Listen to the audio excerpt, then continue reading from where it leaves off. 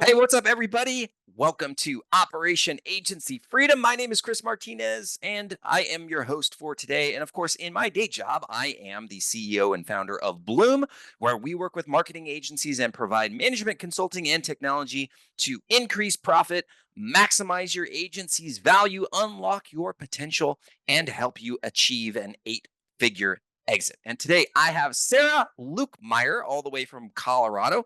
She is the CEO and founder of Brindle Digital Marketing, which supports the multifamily industry with website development, social media marketing, and branding services. And also, she recently launched Rent Fetch, which is a software that integrates with property management leasing to display real time pricing, availability data, and more on apartment and property management websites.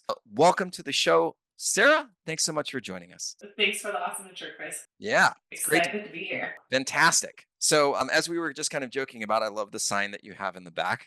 It's very relevant for running a marketing agency because it's so freaking hard, and you're like, "Oh, what else?" But then you like look at the Yeah, sign. you're like, Shit could you're be like, it could worse. be, Shit could no, be is it worse. me? No, it's just agency life. So, Yeah. So I know you have a pretty extensive background in marketing, going yes, back, more than 10 years, I think, right? correct. Yep. Yeah. So Yeah, so talk about it. Yeah. cool. Yeah, so I actually started working for a corporation as kind of a single person marketing department, if you Mhm, will. That's where I got a lot of my experience as mhm, far as, diving into the deep end of things and learning about, blogging and website development, mhm, design, kind of touching a little bit of everything before I actually moved into an agency environment. A mhm. few years into that is when, yeah, I decided to launch Brindle, my own agency, and things have evolved since then. So I think most agency owners are like accidental entrepreneurs, more or less. When you were, so like for me, for example, I was working at a digital marketing company selling PPC. It's called Reach Local. They're not really around anymore, but that's how I got the inspiration to start my agency. Was there something that happened in your corporate world that inspired you to want to start an agency? Yeah, very similar, right? I always kind of had that like entrepreneurial spirit, if you will. Even throughout college, I thought about starting small businesses and whatnot. I Uh-huh. don't think the agency, model came into play until I actually started working at an agency. Right. That's when I was like, this is awesome. I get to work with multiple different brands. Every day is different. I Hmm. think that was a lot different coming from, a single brand marketing department. And so, yeah, after that, I had led the digital team at an agency. And of course, then the wheels start, spinning as far as I would like to do X, Y, and Z. Here's what I would do Hmm. differently. So, Hmm. yeah, started to do some freelance work on the side. And then it got to the point where I was unable to maintain, both my full time job and freelancing. So, decided to start off on my own. Hmm. And yeah, that's when Brindle was formed. And then things quickly ramped up after that. So, let's see, probably 4 to 6 months in, hired my first full time employee, and then Wow. we've been, yeah, scaling ever since then. So yeah. So, what were some of the things? And I mean, this is probably something that people will relate to, but like back when you were kind of starting to ramp up on the freelance stuff, what were some of the things that that clients were asking you to do or help them with? Yeah, so a lot of it was social media management. Okay. It would be Google Ads, like PPC management. Hmm. So those were kind of the two areas that I had the most experience in, along with web design and development. I'm Hmm. by no means a back-end developer, but I knew enough to be dangerous in the WordPress sphere and could build like some very simple, kind of business card website, so to speak. So yeah, so those are kind of the three areas that I was most well versed in. And back then, was it the multifamily clients, or is that did that niche kind of make itself apparent later on? Yeah, that niche totally evolved that was about 2 years into the agency. So it started Okay. with, as most, right, like freelancers and agencies, everyone and Yeah. anyone. And it was like, oh, you need a logo? We can do that. You need, yeah, a website? Definitely. So that's when, after, kind of going through the natural evolution of the agency, Hmm. things started to get very, discombobulated and, if you will, like kind of spread out. I didn't Hmm. feel like we had any expertise. Every client we brought on, we were learning how to, basically reinvent the wheel, market for Hmm. their industry or their business, and just looking at scalability and how to become really good at what you do. That's where we started working with a client that was in the development space and had acquired and was building out like multiple multifamily communities. And Okay. so that's kind of where the idea came from to niche down, if you will. So that's when we started doing more work specifically in that industry, Okay. and just knowing that I wanted to pick right a direction to go. Hmm. That one, I thought there was a lot of opportunity in the space. They were, I think, a little bit behind in terms of marketing efforts, measurement, tracking, even just like online presence. So that's kind of how that evolved. And then, yeah, 5 years later, kind of So, going. so you had the one client in multifamily. I mean, was it pretty easy to go out and get more, or was it still kind of a grind? Definitely not a grind. Okay. I think one thing too was we quickly learned, and that's kind of how Rent Fetch was born, right? So we started doing website development for these apartments and multifamily communities, and Hmm. needed to integrate with a specific software in that industry. And so pulling in like floor plan data, displaying automatic pricing on the websites, right? Because no one wants to manually manage pricing for a ton of different floor plans and units. Okay. So that's kind of, yeah, where we delved into the world of integration with these property management softwares. So yeah, and it hasn't been easy. I think you have to prove yourself in any industry, and targeting B2B just takes so much time with, relationships, who Hmm. proving yourself, becoming a name in the industry. So that's where, yeah, it has been kind of an uphill battle, and but it's like months turn into years and the grind starts to pay off. So What were some of your lead generation strategies that you used? Because I agree, like trying to get in with, especially like, at least in my opinion or my experience, is that those types of companies, it's really, really hard to break in. They're getting pitched all the time, like totally. anybody. But, like it's just hard to kind of get your foot in the door. What did you do at the beginning to kind of bust open those doors? Yeah, we kind of went all in as far as, practicing what we preach as well. Mhm. So implementing a ton of content, revamping our website Mhm. entirely around, right, multifamily, targeting, keywords. So SEO, content generation, also attending multifamily real estate conferences, as ourselves kind of as a branding effort there. Some cold outreach, LinkedIn strategies, social media strategies. So it was definitely a, multi-platform approach. I would say, the biggest thing for us though was just going all in on SEO and content, and yeah, revising our own marketing strategy around that. We did even, try paid ads. I Mhm. think paid ads can be super tricky, really expensive. And honestly, we were able to see a lot better results in ROI just from organic efforts. Yeah, one of the challenges that I see, to at least today, with agencies that are running paid ads is the quality of the leads, right? Like you get a lot of people that are responding that are like broke, don't have any budget whatsoever. Like unfortunately, those are kind of like the people that we see coming through paid ads. But I love Mhm. the organic strategy. I want to talk more about the conventions because I'm a huge advocate of conventions. Yeah. Actually, when I had Dude, like the thing that kind of put us on the map was going to the traffic and conversion conference, and we got Yeah. like a booth. Would you guys did you get a booth at these conferences, or you just go network? We did. We got a booth at a Hmm. lot of the conferences. I think it's tough because the ROI that you see from a conference, at least for a lot of these, again, was very relationship driven. It's Hmm. taking a really long time to kind of see, the fruits from our efforts How there. long are we talking? So Like uh, years or months yeah, or? years. Oh, okay. Yeah. And some of them, though, the payoff is a lot quicker. The investment's smaller, right? If they're local, we're not flying a team out there doing all of that. The ones that are more costly, the bigger events, those have been, we're still teetering, honestly, if I'm being transparent, on like is that where we should kind of invest as far as, our efforts and marketing dollars? Yeah, And it's finding the right one, right? Because in the multifamily space too, I mean, at least for us, our decision maker is maybe the marketing manager at a property management company. It could also be, as far as who's making the decisions, that could be the development team, the investment group. So there's a bunch of different audiences we're targeting, and I think that can be kind of the tricky thing too. So gotcha. I mean, that is one of the challenges about going to a conference is justifying the investment because it's not just the booth cost, right? right. It's travel, it's meals, it's hotel, obviously. Like it's significant.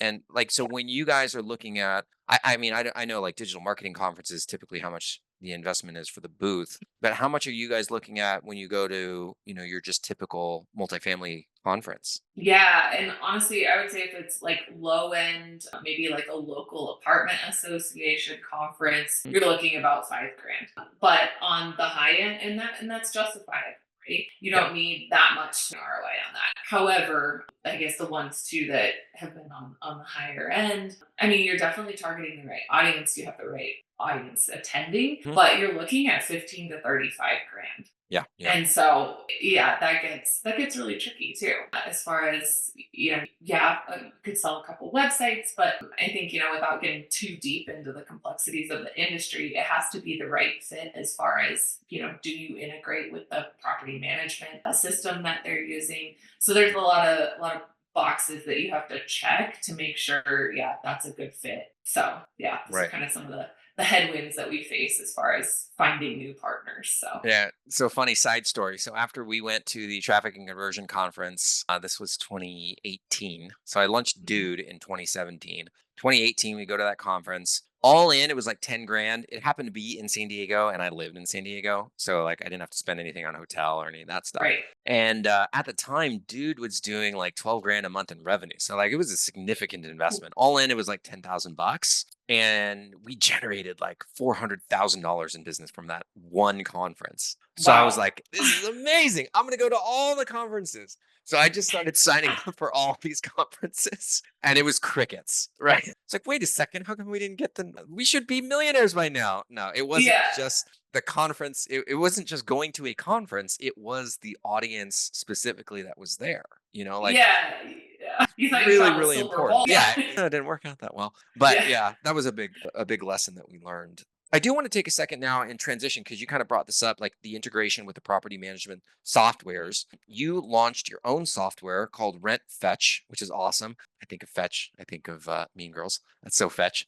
Anyways, so talk to us about that because that is another trend that I'm seeing with marketing agencies is they're actually launching something proprietary that is also a stickiness with the client. So talk about that Right. experience. I've never launched a software before. Well, no, I take that back. I have, but probably not to the extent that you have. My Okay. software was crappy. That's what it was. Yeah, so in websites is a huge part of what we do, and basically what was powering these websites was pulling in and integrating with these APIs, and so yeah, we developed a plugin, a WordPress plugin. Okay. That's Rent, right? So that we could then the vision is that other agencies can also use this, right? So that now we've expanded our audience as far as who can consume this product, right? So as long as you are on a WordPress site and you have that need for integration with the property management system to pull in that data, this is a solution. And there's not many options out there, surprisingly. So, and then the other thing too is if you have a smaller apartment community, maybe they don't even have like a formal property management software, you can still display floor plans and property data manually, but Mhm. in a very like clean way. So it creates a custom content type in the back end. So yeah, that's been extremely successful. For apartments, we also offer two different price points of websites. We have our template sites and then we have Mhm. our fully custom sites. Mhm. But yeah, for any of that property or that floor plan data, all of that is being managed by Wrench. So And that the yeah, rent and the rent fetch software, is it a add-on or is it something that they just automatically get when they work with you guys? Like, is there another recurring component to it? so if they're using one of our template sites, and Mhm. then that is built into the reoccurring cost. If they're not using the API integration, which is like the premium feature Mhm. essentially, then there's no additional cost. If and then for other agencies that want to use it, it would just depend on, yeah, it's a license, monthly premium license that they would then acquire. And that would scale based on how many different properties they're pulling in, right? So this can also be used for like property management companies to Mhm. pull in multiple properties. Most common use case we see right now, though, is just a single apartment building that's displaying the floor plans on their site. Awesome. Did you have an internal team that helped you to develop that software, or did you contract that out? Yes. So John is our primary developer that I've been like partnering with since Mhm. day one when it was, you know what I mean, three of us doing projects together. And so he led, yeah, the technical development of it. And then, just recently we revamped like the UI of it too. So it's been, where we had its beta phase and have rolled out updates since. So, and we're continuing to build new integrations with it as well. So Rent Manager is one of our newest integration partners that we're pulling data from. And Awesome. It yeah. is. It's very, very helpful to have somebody like, or basically the person that built it on your team, because there's always going to be bugs and fixes and updates that Oh, you got to make. it's never ending. Yeah. I It think is that was never the ending. one. It is. Yeah. I think that was the one thing probably too that I overlooked in the beginning. I was like, launch this. And no, then it's feature requests and Hmm. managing that. And it's, yeah, changing all the time. So yeah. Right. Right. Well, speaking of team members, I believe you have 10 FTEs now, which is fantastic. Congratulations on that. Thanks. So what is that like? Right. Like I think, as going back to that kind of theme of accidental entrepreneurs, learning how to lead people is something that, like we all struggle with at some point in time. And my peak with Dude, we had over 100 employees. I never imagined that I'd have over 100 employees. Like, it was crazy. There were so many like little things that I had to do, and like managing all the different personalities and all that good stuff. So like, how's your leadership journey been going now that you have, like you have a nice little team going? Yeah, very good question. Because as we, both went into this, or most agency owners as accidental agency owners, we went into it as marketers, right? We were maybe an expertise in PPC or web design or whatever that arm may be. And maybe not have led people in the past. And I think that's one thing that has definitely been an evolution for myself. Mhm. Only have, I managed maybe very small teams, but nothing to the scale as it is now. And in the beginning, you're everything, right? Your HR, your admin, managing all of, like you said, those different personalities. And I think that I mean, yeah, it's been a shift that I've had to make as far as I look back, 5 years and like, oh my gosh, what was I doing back Yeah. then? And I think just even like leadership books or mastermind and different guidance that I've received over the years has helped Mhm. me to, yeah, become a better leader. I think trusting your team, putting the right people in the right seat. We follow the EOS framework pretty Love it. closely. Yep. Yeah. And so that's been extremely helpful just as far as like positioning the team and Hmm. whatnot. So yeah, it's definitely, I think it's still, for me at least, an area of growth. I think it'll be, that'll be forever Of just course. growing, especially as a leader. So yeah. Yeah. So there's a couple things that we see with the clients that we work with, both leadership team members and owners. And what we call it is there's essentially like a personality shift. So as you mentioned, right, you start an agency and people ask you what it is that you do. Oh, I'm a digital marketer, or oh, I'm a designer. Oh, I'm a PPC expert, right? But then as you start to build the team, that identity has to change, right? So I remember specifically with myself, I started my agency and I was moonlighting basically. And then I decided, like, hey, I'm going to do this full time. And what was funny is that I got laid off from the job that I was working at. And I was saying, like, okay, I want to do this business, but I kept these like job post emails coming and I didn't commit. So, like, looking back on it subconsciously, I didn't really commit to running the business. And I felt very uncomfortable even calling myself an entrepreneur. And I remember the day when I said, if I believe in this, I'm going to turn off these emails. And I Mhm. unsubscribed from all those job post emails. And it sounds silly, but I finally had the courage to tell people that I was an entrepreneur and that I ran this marketing agency. And that was like a significant shift. And it's really important that owners recognize that as you grow the business, that who you define yourself as a business person, right? That needs to change. And eventually you get to that point where you say, I am a CEO, and you're going to act like a CEO. You know what I mean? Have you ever had Mhm. a moment like that where you were like, hey, I am a new person? Yeah, definitely. And I think, in the beginning too, and I'm still guilty of this, right? I Yeah. think one thing has just been, focusing on and finding my strengths and where am I best fit and in contributing to this agency to take it Mhm. to the next level, but also how do I remove myself from those things that I no longer need to be involved in? And that Right. can be very hard and letting go and not, for me at least too, like letting go of that control as far as Hmm. I don't need to be involved in everything, right? Yep. Trusting the team members. And we're not large enough yet where we even have a full C suite. We have, managers. And so giving them, yeah, the autonomy to lead and, falling back on me should they need to. I think that has been, yeah, an evolution. And then just, yeah, like I said, focusing on my strengths and also just like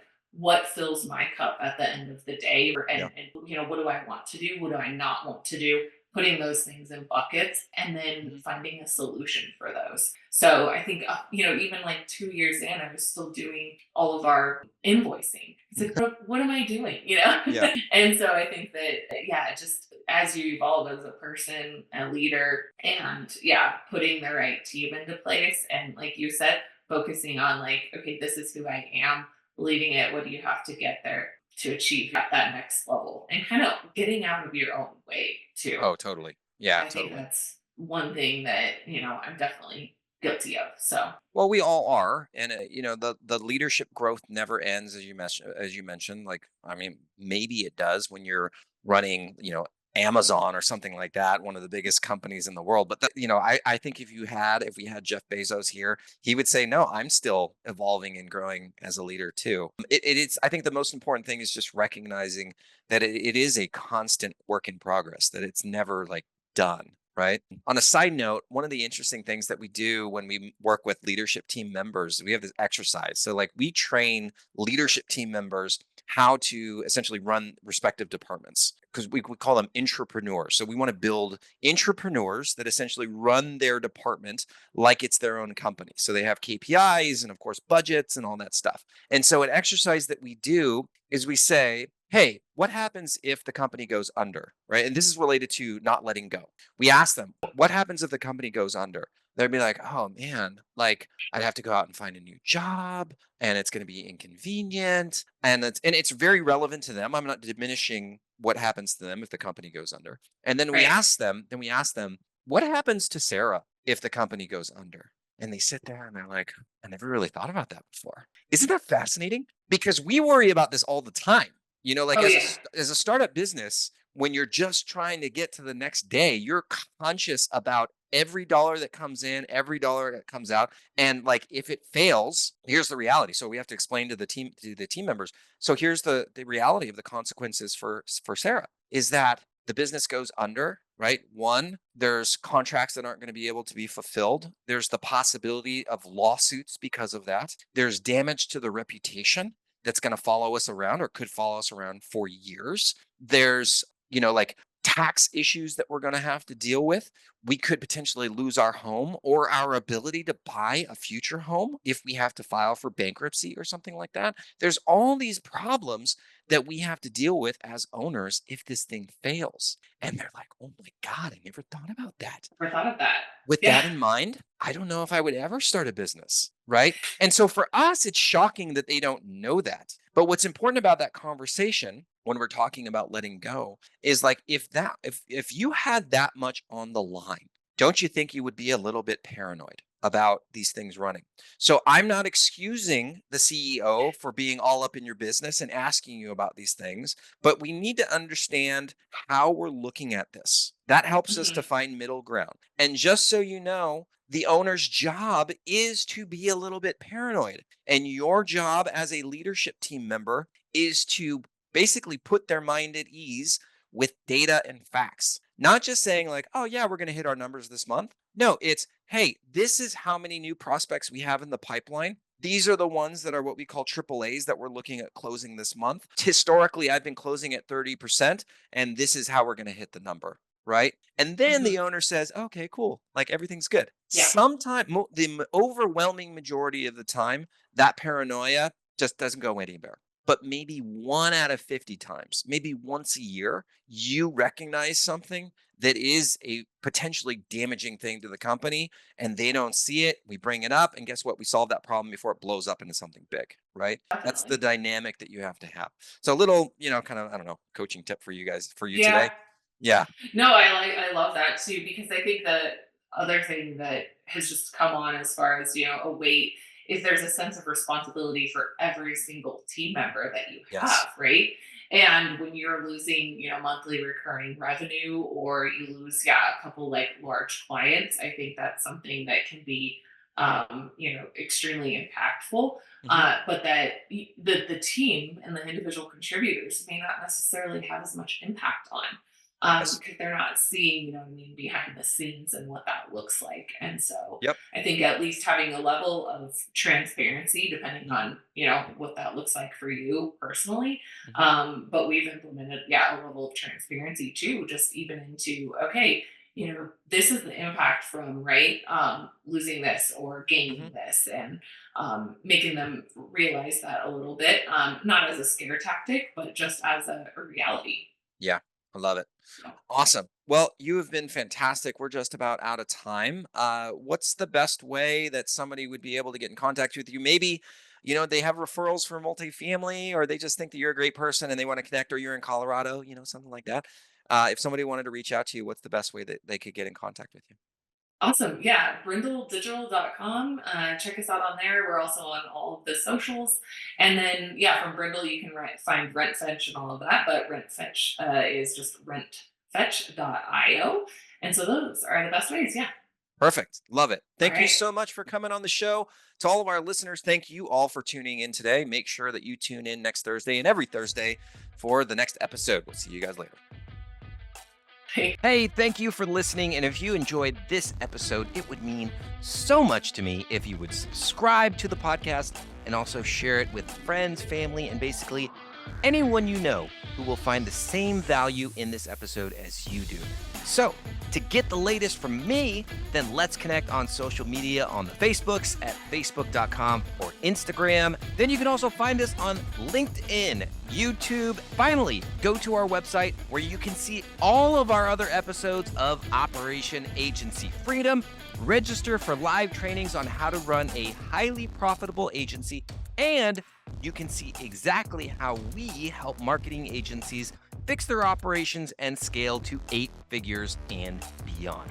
Thanks again for listening, and I will see you next time.